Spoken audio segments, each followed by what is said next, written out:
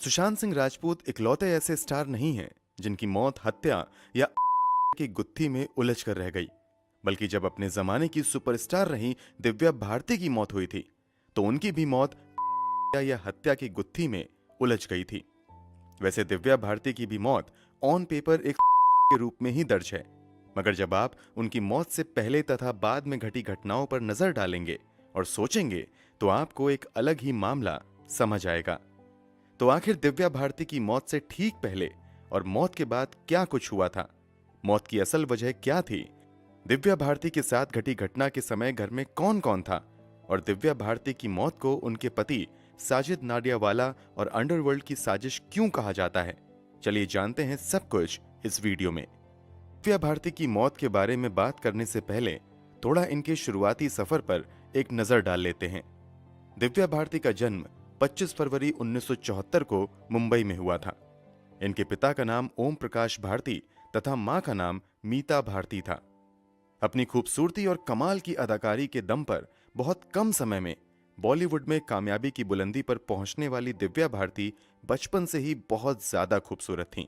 बचपन में इनकी खूबसूरती ऐसी थी कि एक पल तो लोगों के लिए यकीन करना भी मुश्किल होता था कि ये कोई डॉल नहीं बल्कि वास्तव में छोटी बच्ची हैं। बहुत कम उम्र में ही दिव्या भारती ने मॉडलिंग की दुनिया में कदम रख दिया था। जब इनकी उम्र 16 साल थी तभी इन पर एक दिन गोविंदा के भाई की नजर पड़ी और उन्होंने दिव्या भारती को अपनी फिल्म में लेने का फैसला किया। हालांकि किसी कारणवश ये डील फाइनल नहीं हो सकी।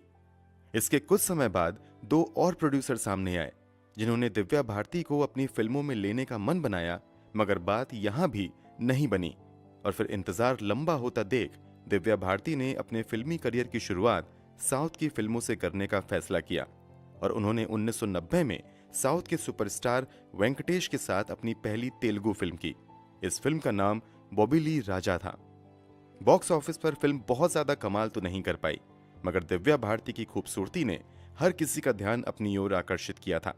यही वजह थी कि इस फिल्म के फ्लॉप होने के बावजूद इन्हें बैक टू बैक साउथ की कई फिल्में मिली। साउथ की फिल्मों में काम करने के बाद जब इन्हें अच्छी खासी पहचान मिल गई तो बॉलीवुड से भी इन्हें ऑफर आने लगे और फाइनली 1992 में इन्हें इनकी पहली हिंदी फिल्म विश्वात्मा भी मिल गई। ये फिल्म ज्यादा नहीं चली, मगर इस फिल्म के गाने सात समुंदर पार ने दिव्या भारती की दीवानगी को सात समुंदर पार या कहिए कि पूरी दुनिया में फैला दिया। इस फिल्म के बाद दिव्या भारती के आगे फिल्मों की लाइन लग गई और हर बड़े प्रोड्यूसर में दिव्या भारती को अपने साथ जोड़ने की होड़ मच गई। कहा तो यहां तक जाता है कि उस दौर की जितनी बड़ी हीरोइनें थीं सभी से काम छीनने लगे और वो सभी फिल्में दिव्या भारती को मिलती चली गईं।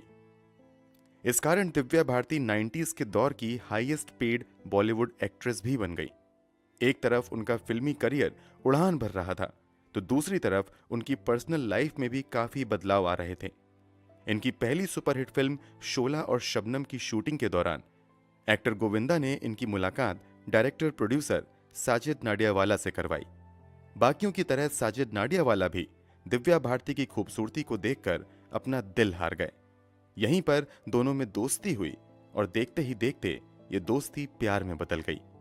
फिर दुनिया की नजरों से बचकर बेहद ही गुपचुप तरीके से पहले दिव्या भारती दिव्या से सना नाडियावाला बन गई और फिर 10 मई 1992 को दिव्या भारती ने साजिद नाडियावाला के साथ शादी कर ली। इस शादी को गुप्त रखने की सबसे बड़ी वजह यह थी कि उन दिनों एक ट्रेंड था कि शादी के बाद एक्ट्रेस की फैन फॉलोइंग काफी कम हो जाती थी। इस कारण उन्हें काम मिलना भी बंद हो जाता था और चूंकि दिव्या भारती का करियर पूरी उड़ान पर था इसलिए उन्होंने शादी को सीक्रेट रखने का फैसला किया ताकि उनका फिल्मी करियर प्रभावित ना हो।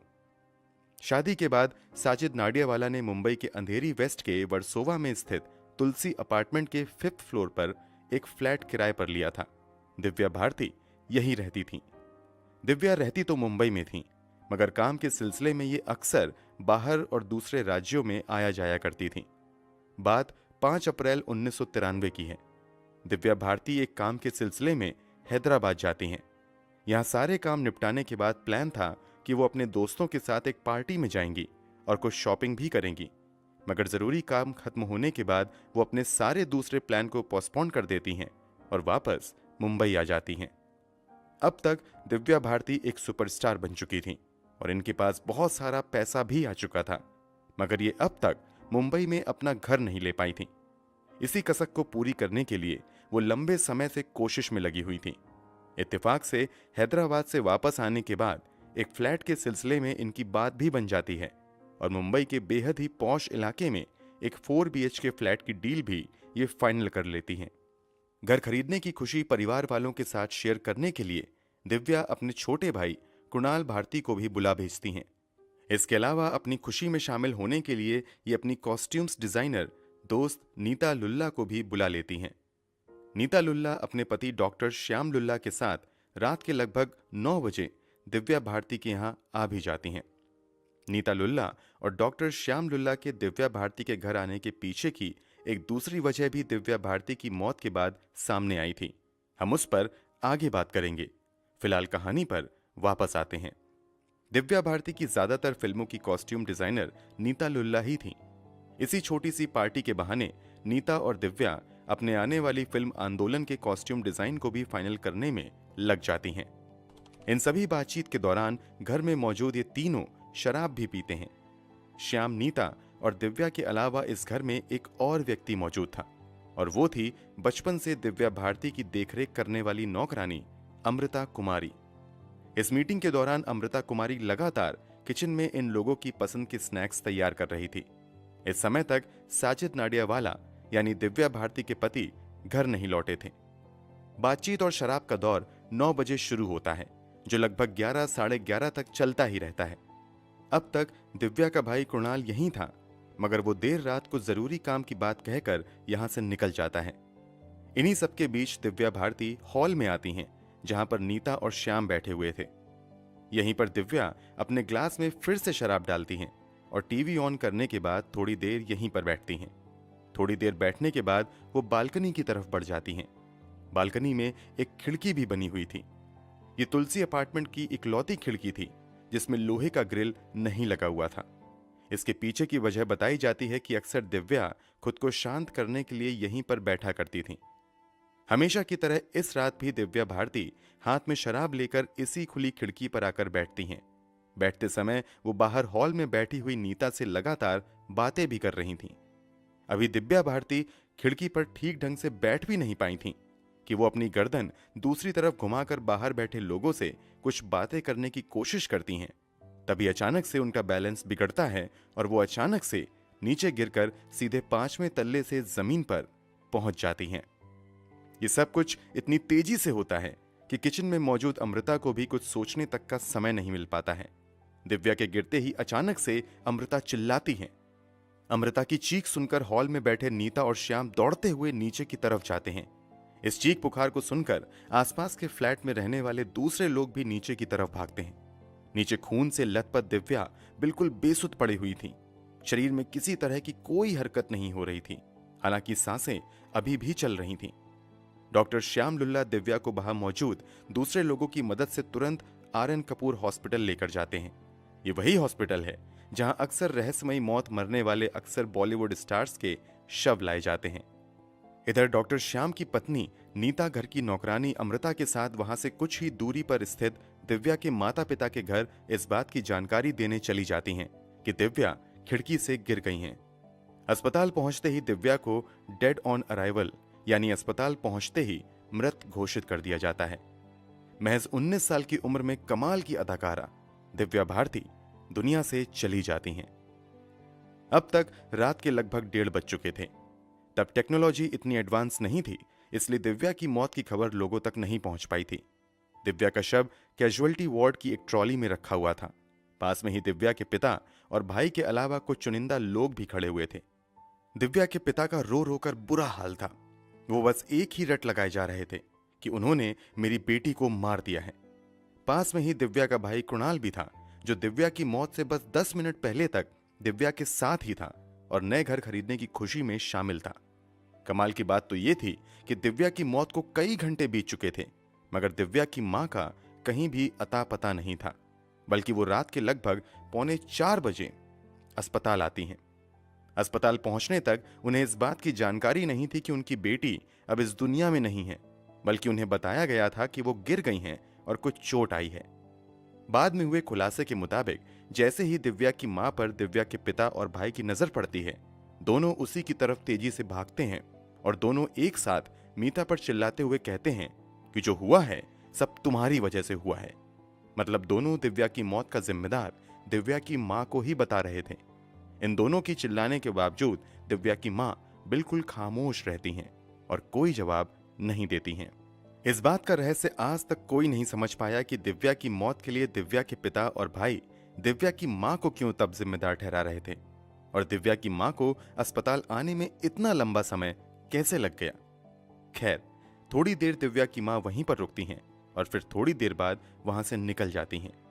अब तक दिव्या के पति साजिद नाडियावाला को भी दिव्या की मौत की खबर हो चुकी थी। थोड़ी देर में साजिद भी अस्पताल पहुंच जाते हैं और सीधे उस वार्ड में जाते हैं जहां पर दिव्या के शव को रखा गया था। दिव्या को देखने के बाद साजिद बिल्कुल खामोश रहते हैं। वो किसी तरह से कुछ भी रिएक्ट नहीं कर पाते हैं और कुछ ही पल बाद नीचे गिरकर बेहोश हो जाते हैं। डॉक्टर के मुताबिक वो दिव्या की मौत के सदमे को बर्दाश्त नहीं कर पाते हैं, इसी वजह से शॉक की हालत में चले जाते हैं। साजिद की स्थिति भी तेजी से बिगड़ने लगती है और तत्काल उन्हें आईसीयू में एडमिट कराने की नौबत आ जाती है। थोड़ी देर बाद साजिद होश में आ जाते हैं, मगर उनका व्यवहार भयानक तरीके से बदलने लगता है और वो अजीब हरकतें करने लगते हैं। इस कारण अंत में उन्हें कुछ दवाई देकर डॉक्टर की निगरानी में ही सुलाया जाता है। तारीख बदलकर 6 अप्रैल 1993 हो चुकी थी। अब लगभग सुबह हो चुकी थी। दिव्या की मौत की खबर अब इंडस्ट्री से जुड़े लोगों तक भी पहुंच चुकी थी। दिव्या को देखने सबसे पहले आने वाले इंडस्ट्री से जुड़े लोगों में प्रहलाद नेहलानी थे, जो अपनी पत्नी और बेटे के साथ आए थे। इसके अलावा दिव्या को देखने सबसे पहले आने वाले चुनिंदा लोगों में सैफ अली खान, संजय कपूर, बोनी कपूर और गोविंदा इत्यादि शामिल थे। इधर मौके पर पुलिस भी पहुंच जाती है और लोगों के बयान दर्ज करना शुरू कर देती है। सभी कागजी कार्रवाई पूरी करने के बाद दिव्या का पोस्टमार्टम किया जाता है। पोस्टमार्टम में खुलासा होता है कि ऊंचाई से गिरने की वजह से दिव्या के सर में काफी गहरी चोट आई थी। बहुत ज्यादा इंटरनल ब्लीडिंग हुई थी, इस कारण ही उनकी मौत हो गई। इसके अलावा जांग की हड्डी भी बुरी तरीके से टूट चुकी थी। सभी जांच पड़ताल के बाद 7 अप्रैल 1993 को दिव्या का शव परिवार वालों को सौंप दिया जाता है। सभी फॉर्मेलिटीज के बाद मुंबई के विले पार्ले स्थित क्रिमेटोरियम में दिव्या का अंतिम संस्कार किया जाता है। अंतिम संस्कार से जुड़ी रस्म को साजिद नाडियावाला पूरी करते हैं। दिव्या इस दुनिया से जा चुकी थी, मगर अपने पीछे सैकड़ों सवाल छोड़ गई थीं, जिसका जवाब हर कोई जानना चाह रहा था। सबसे बड़ा सवाल तो यही था कि दिव्या ने ऊपर से कूदकर सुसाइड कर लिया है या फिर उनकी साजिश के तहत हत्या की गई है।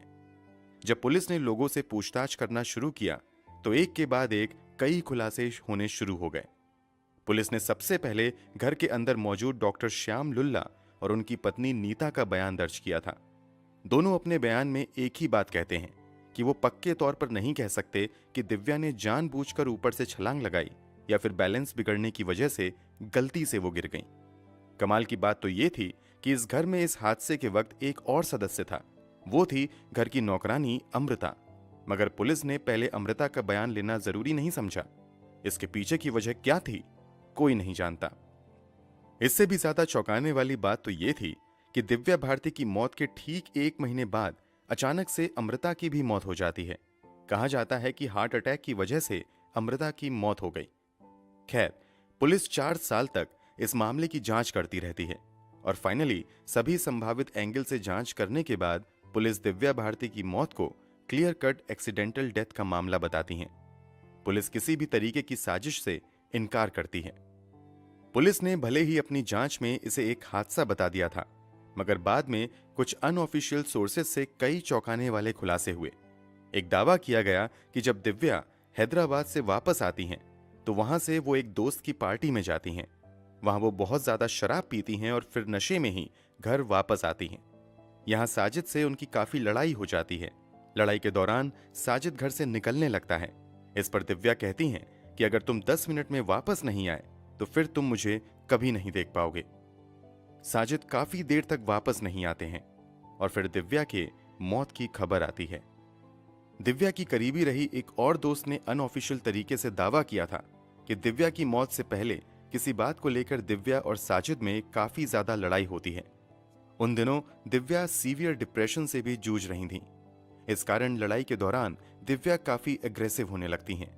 बात बढ़ता देख साजिद डॉक्टर श्याम लुल्ला को तुरंत फोन करके बुलाते हैं। डॉक्टर श्याम अपनी पत्नी नीता के साथ आते हैं। जब दोनों पति पत्नी साजिद के यहाँ पहुंचते हैं तब भी दिव्या और साजिद लड़ रहे थे। दिव्या का भाई कृणाल भी वहीं पर मौजूद था। दोनों के बीच हो रही लड़ाई को देखते हुए श्याम तुरंत साजिद को घर से बाहर जाने के लिए कहता है। डॉक्टर श्याम के कहने पर साजिद वहां से निकल जाता है। इसके बाद श्याम, नीता और दिव्या मिलकर शराब पीते हैं, टीवी देखते हैं और इसी सब के दौरान सब कुछ शांत होने के बाद दिव्या बालकनी की तरफ बढ़ जाती हैं। यहीं पर वो खिड़की पर बैठने की कोशिश करती हैं और नीचे गिर जाती हैं, जिससे उनकी मौत हो जाती है। अब चलिए उस पॉइंट पर आते हैं जो दिव्या की मौत को रहस्यमयी बनाता है। जिस खिड़की से दिव्या भारती गिरी थी उसके नीचे पार्किंग हुआ करता था। वहां पर अक्सर कोई ना कोई गाड़ी खड़ी रहती थी, मगर जब दिव्या भारती खिड़की से गिरी तो वहां पर कोई गाड़ी नहीं थी। इस कारण दिव्या सीधे नीचे कंक्रीट से बनी जमीन पर गिरी और उनकी मौत हो गई। उस रात वहां पर गाड़ी का ना होना क्या महज इत्तेफाक था? आज तक इसका स्पष्ट जवाब नहीं मिल पाया है। जैसा कि वीडियो में थोड़ी देर पहले हमने आपको बताया कि एक तो दिव्या की मां दिव्या की मौत के कई घंटों बाद अस्पताल पहुंचती हैं, और जब वो अस्पताल पहुंची तो दिव्या के भाई और पिता ने दिव्या की मौत के लिए दिव्या की मां को ही जिम्मेदार बताना शुरू कर दिया था। उन तीनों के इस व्यवहार के पीछे का रहस्य क्या था, आज तक उजागर नहीं हो पाया है। दिव्या की मौत के समय उस घर में मौजूद नौकरानी अमृता का बयान लेने में समय क्यों लगाया गया, इसका भी स्पष्ट जवाब आज तक नहीं मिल पाया। अमृता की 1 महीने बाद हार्ट अटैक से मौत क्या वास्तव में हार्ट अटैक से ही थी? अमृता की मौत ने भी दिव्या की मौत को रहस्यमयी बना दिया। कहा जाता है कि अमृता ने दावा किया था कि उस बिल्डिंग के सभी अपार्टमेंट की खिड़कियों में ऑटो स्टॉपर लगा हुआ था। यहां तक कि जिस खिड़की पर दिव्या बैठी हुई थी उस पर भी एक ऑटो स्टॉपर हुआ करता था, मगर बाद में आगे की जांच में खुलासा हुआ कि वहां से ऑटो स्टॉपर गायब था। इस खुलासे ने भी दिव्या की मौत को थोड़ा रहस्यमयी बनाया। क्या किसी ने साजिश के तहत ऑटो स्टॉपर वहां से गायब कर दिया था? एक दावा किया जाता है कि दिव्या की मौत के पीछे अंडरवर्ल्ड की साजिश हो सकती है। इस दावे के पीछे बहुत ज्यादा एक्सप्लेनेशन तो नहीं है, मगर कहा जाता है कि उन दिनों अंडरवर्ल्ड के बड़े खिलाड़ियों तथा साजिद नाडियावाला में काफी करीबी रिश्ते थे। अंडरवर्ल्ड का काफी पैसा बॉलीवुड में भी लगा हुआ था और वो बड़े बड़े एक्टर और एक्ट्रेस के काम में सीधा दखल देते थे। कुछ दावों के मुताबिक अंडरवर्ल्ड से जुड़े लोगों ने दिव्या भारती पर भी दबाव बनाना शुरू कर दिया था, मगर दिव्या भारती उन लोगों की मर्जी के मुताबिक कुछ भी करने से मना करने लगी। बस इसी वजह से दिव्या भारती को साजिश के तहत खत्म कर दिया गया। साजिश नाडियावाला पर एक समय दाऊद इब्राहिम समेत अंडरवर्ल्ड के दूसरे डॉन से जुड़े होने का आरोप लगा था। यहां तक कि टी सीरीज के फाउंडर गुलशन कुमार के मर्डर के बाद बाल ठाकरे तक ने दावा किया था कि 3 लोग बॉलीवुड से हैं जिनका सीधा संबंध दाऊद इब्राहिम के गैंग से है, और उसी ने गुलशन कुमार को मरवाने में अहम भूमिका निभाई है। कथित तौर पर उन 3 लोगों में साजिद नाडियावाला का नाम आया था। दावों के मुताबिक साजिद से इस सिलसिले में कई बार पुलिस ने पूछताछ भी की थी, हालांकि ये आरोप कभी साबित नहीं हो सके। कुल मिलाकर कई दावों और अफवाहों के बीच दिव्या भारती की भी मौत या फिर मर्डर की थ्योरी में उलझ कर रह गई। दोस्तों, वैसे तो पुलिस रिकॉर्ड के मुताबिक दिव्या की मौत क्लियर कट एक्सीडेंटल डेथ का मामला है, मगर आपको क्या लगता है, दिव्या की मौत के पीछे किसी की साजिश हो सकती है या फिर ये एक्सीडेंटल डेथ का ही मामला था? कमेंट बॉक्स में जरूर बताएं।